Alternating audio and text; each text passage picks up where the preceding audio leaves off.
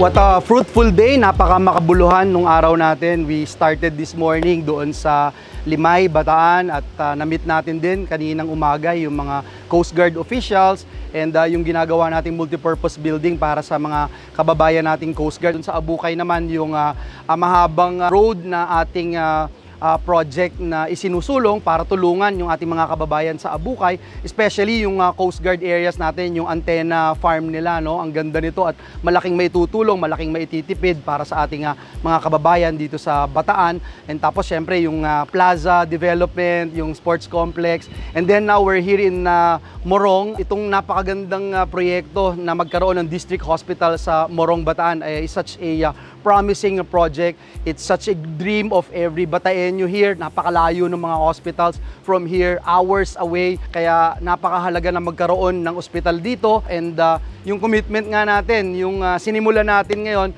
gusto natin tapusin natin ito hanggang sa mabuo yung pangarap ng ating mga kababayan dito sa Bataan. So maraming salamat po. God bless you all. Maraming salamat po ulit, Senator Joel. Mahal ka ng mga taga-Bataan and we will continue to support you in all your endeavors. Maraming salamat po. Maraming salamat po. Maraming salamat po. Maraming salamat, Senator Joel Villanueva.